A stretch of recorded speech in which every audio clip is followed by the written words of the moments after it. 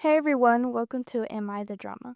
Where we talk about who is in the wrong in certain stories, our opinions and thoughts, so don't get salty. Thank you, listeners, for tuning in. Make sure you get a snack and get comfy. A special thanks to Silver Sky Woodworking for their support of our channel. Without them, it would be impossible to record this. If any of our listeners need custom furniture, accent walls, cutting boards, or custom cabinets, they should head over to VIRIDIANnews.org and click the link for Silver Sky. Another special thanks to Legacy Lawn Care for their support of our channel. Legacy Lawn Care, where hard work and reliability are rooted deep. Also, head over to VIRIDIANnews.org to find more information about Legacy Lawn Care. We're always looking for new sponsors, so let us know on VIRIDIANnews.org if you would like to be a part of our work and reach our audience with us. Our first story. The person who wrote the story says that her husband was having an affair with his girl best friend, which was said to be like a sister to him. I have been married to my husband for 5 years. We've had a good relationship overall, but there's always been one issue, his girl best friend, Megan. She's been in his life since childhood, and while I've always felt a bit uneasy about their closeness, I trusted my husband and tried to be cool with it. Megan is always around. She's at our house constantly, they text all the time, and she even comes on family vacations with us. Every time I brought up how their friendship made me uncomfortable, my husband would brush it off saying she's practically a sister and that I was overreacting. To make matters more complicated, my mother-in-law is amazing. She's always had my back and has told me multiple times that if Megan made me uncomfortable, I should talk to my husband about setting boundaries. On the other hand, my father-in-law has very different attitude. He adores Megan and has always said she's a part of the family and that I just need to deal with it. He thinks my discomfort with their friendship is just jealousy.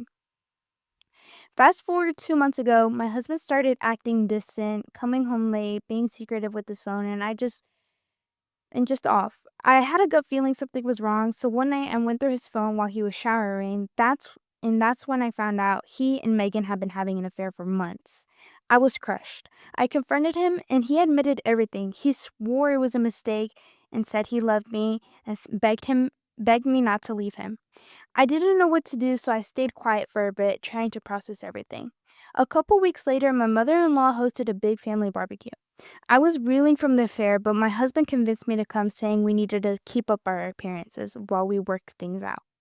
I went and I was wrecked inside, especially knowing Megan would be there. Sure enough, Megan showed up like nothing had happened, acting all friendly with everyone, including me. I was boiling inside, but I kept it together. Then, during dinner, my father-in-law made some offhand comment about how Megan would always be a part of the family and that I needed to get over my insecurities. He said this in front of everyone, and that was my breaking point. I stood up, I looked straight at him and said, "You know what? I would get over it if she wasn't having an affair with my husband." The entire table went silent. Megan's face turned white and my husband tried to calm me down, but I wasn't having it. I told everyone exactly what had been going on, the sneaking around, the lies, and the betrayal. My mother-in-law was furious, but not at me. She laid into my husband and Megan, saying they destroyed our marriage and disrespected me. My father-in-law, though, had the audacity to say I was overreacting and that affairs happen, but I shouldn't have aired it out in front of the family. He's even defended Megan, saying that she made a mistake and that we should all move on. I left the barbecue and have been staying with my mom ever since. My husband keeps begging me to come home, and my mother-in-law has been supportive, but my father-in-law is telling the whole family that I'm the one causing the drama and blowing things out of proportion. Am I the drama for exposing their affair in front of everyone at the barbecue? Should I have kept it private, or was I right to call them out after everything? So honestly, I think she's right. Like, she had She's definitely right. reason to air it out because, like, number one, their girl best friend's coming up there acting all friendly to her, like as if she didn't just cheat. Like, if she didn't just over there. She ruined a marriage. How are you gonna smile at someone and say everything's fine when you ruin someone's marriage? Like, what? Yeah. I just think the girl best friend was, she obviously ruined it all, but you can't even blame her, like put all the blame on her because it was her husband too. Like, he knew what he was doing and he went and just it was yeah. And the father-in-law just making these That's what I was mad about. Like, Yeah, that's what I was gonna say. exactly. The comment was so unnecessary. Like, No, they don't. Affairs don't just happen. It's a thing where two people do it like consensually with someone else's spouse. That's not a normal no, thing. and I think what there's always these, old, how do I say, like standards in marriages that are like, oh yeah, it's okay to cheat and like as long as you guys, make up and stuff. But I think that cheating is something like it really ruins your mentality and it will like ruin whatever you guys have. So like it's not something you can get over easily. So um but yeah, I just think that both and I just love the mother-in-law because she's over there, in support of her and was like, you guys were disrespecting her and that's not right. Like you ruined it. Like you ruined it. Loki, that's rare in these kinds of stories because usually the mother-in-law is like really defensive of her son. She's like a mama's boy, but she's not. That's not the case. And I think the father-in-law and the best friend kind of have a weird like relationship. Maybe there's something like going on there. Maybe he's like she's always gonna be a part of the family, and that's just kind of like It's odd. It makes him seem like he likes the girl best friend over the wife, which I definitely think is plausible. it might be because then he also made the comment like, "Oh, affairs happen all the time." Like he's just brushing it off. It's like he's saying he's not new to this, he's true to this. So that's kind of not okay. So our next story: am I the drama for not wanting to be the maid of honor at my best friend's wedding? So two major parts of my life converge. Dude, I'm not gonna read that part. Tammy, my best friend since elementary school. She's literally my sister. We have done pretty much everything together, same college, same dorm, roommates, confidence, and everything, you name it. I love her so much. Gregory, my college boyfriend. I love him as well, but we just could never make things work. We had one of those hot mess relationships which are a combination of torture and bliss. We have dated on and off since freshman orientation. All of us are 27. But usually it ends up in flames. I always loved him so much that I hoped we would mature and be able to make things work. He moved to a different city after college, but we'd stay in touch. And even went on vacation twice. We got along great as long as we both had our own places to retreat to, if that makes sense. All along we had all along we both had dating lives, and to be fair, I never told him about my long-term idea that we'd be together. A year ago, Tammy moved to a city about 30 minutes away from Gregory. She was having a really hard time meeting people, so I told her since she knew Gregory so well, she should call him and see if he can introduce her to his friend group. She did, and I knew she was much happier. After about 3 months, after the after about 3 months, the flirty text from Gregory just stopped out of the blue, which isn't a big of a deal because it had happened before, but looking back, I should have known it was coming. Tammy just came from home for the weekend and said she was making a special trip just to see me. Of course, I was super excited to see her. She came over and she seemed a little off.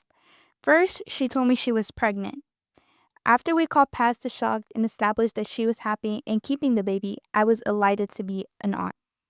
Then she said there's more, and this is really hard. I about died when she said that the baby's Gregory's. She apologized and said she was so sorry they had just hit it off and they didn't mean to do anything to hurt me. And they even tried breaking up for my sake, but they just realized there was too much of an attraction and they started dating. She hadn't planned on getting pregnant, but now that she is, now they're getting married. She hoped that this didn't hurt me, and she's always dreamed about me being her maid of honor, and there's no one else she'd ever ask. I tried to keep my cool, but I just lost it. I wasn't mad at her. I was just really, really sad. I told her that I loved her, but I couldn't be around her now, and no way I could even go to their wedding, let alone be in the wedding. She said that she was sorry about a million times as she was leaving, and she texted me quite a bit wanting to see me before she left town on Sunday. I couldn't do it. I literally cried all weekend. The thing, if I were Nesser in the picture, they made a perfect couple. Perfect. Tammy's brand of fiery is a much better match to Gregory's calm nature than mine. They are both gorgeous and smart and great kids. If two people should be together to be great partners and parents, it's those two. I just can't help but getting hurt. So, am I the drama for not wanting to be the maid of honor? No. I feel like because um the person who was writing the story and her what was his name? Gregory? Yeah. Yeah, Gregory. I feel like because they had I guess just because were they together when she told like Gregory and the writer? I'm not too sure, but like she said, they were on and off. So I'm guessing I'm guessing it was her ex-boyfriend. Okay. I'm assuming it I'm okay. I'm going to go off on a limb here and just say I think it was like a off time period in the relationship, and then her best friend, who'd she known since they were little kids, had a baby with her ex who she might still have feelings for. That'd be heart-wrenching for someone. Like, I feel like she should have came to her first about it and, like, explained the feelings without, like, hiding it and then getting pregnant and then telling her something. Yeah, exactly. So I just read the title and it said it was her ex-boyfriend. But I don't know if I guess she kind of has the right to be mad because, like you said, the best friend hid those feelings from her. And, like, I'm guessing, like, since they're best friends, I'm guessing, like, she told her everything. It was like, and all that. So, obviously, there might be some, lingering feelings. Well, So, here's the thing, like, you can't control who you like, but I feel like if you knew from the start that she was going to be upset about it, you should have said something and then not, like, not talk to her and ignore it and then get pregnant.